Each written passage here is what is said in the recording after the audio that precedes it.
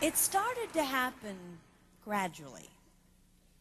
I would walk into a room and say something, and no one would notice. I would say, "Turn the TV down, please," and nothing would happen. So I would get louder. "Turn the TV down, please." Finally, I would have to go over and turn the TV down myself. And then I started to notice it elsewhere. My husband and I had been at a party for about 3 hours, and I was ready to go. I looked over, and he was talking to a friend from work, and I walked over, and he kept right on talking. He didn't even turn toward me. That's when I started to put it together. He can't see me. I'm invisible. I'm invisible. Then I started to notice it more and more.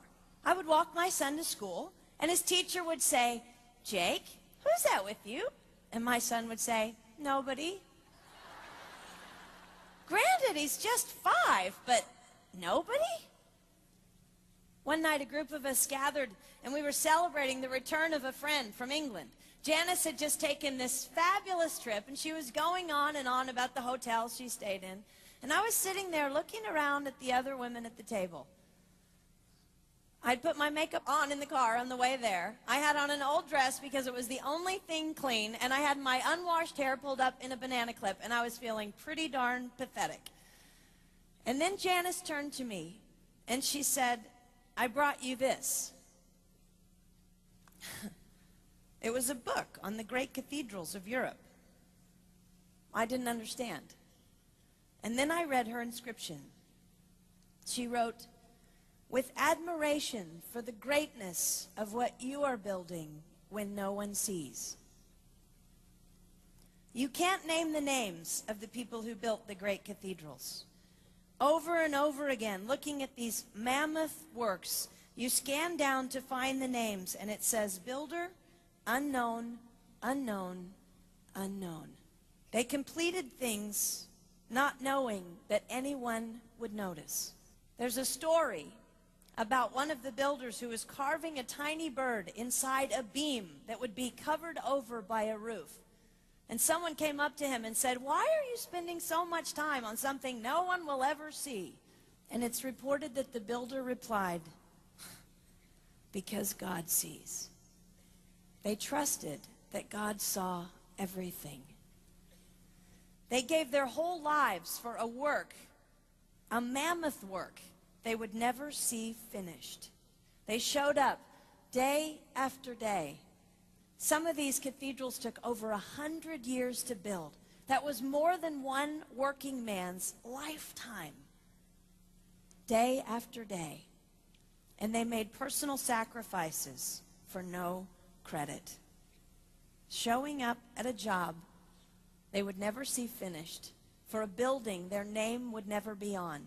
One writer even goes so far as to say no great cathedrals will ever be built again because so few people are willing to sacrifice to that degree. I closed the book, and it was as if I heard God say, "I see you. You are not invisible to me. No sacrifice is too small for me to notice. I see every cupcake baked, every sequin sewn on, and I smile over every one. I see every tear of disappointment when things don't go the way you want them to go. But remember, you are building a great cathedral. It will not be finished in your lifetime, and sadly, you will never get to live there. But if you build it well, I will." At times, my invisibility has felt like an affliction to me. But it is not a disease that is erasing my life. It is the cure for the disease of self-centeredness. It is the antidote to my own pride. It's okay that they don't see. It's okay that they don't know. I don't want my son to tell the friend he's bringing home from college, "You're not going to believe what my mom does. She gets up at 4 in the morning and she bakes pies and hand bastes a turkey and she presses all the linens." Even if I do all those things, I don't want him to say that. I want him to want to come home. And secondly, I want him to say to his friend, you're going to love it there. It's okay that they don't see. We don't work for them. We work for him. We sacrifice for him. They will never see. Not if we do it right. Not if we do it well. Let's pray that our work will stand as a monument to an even greater God.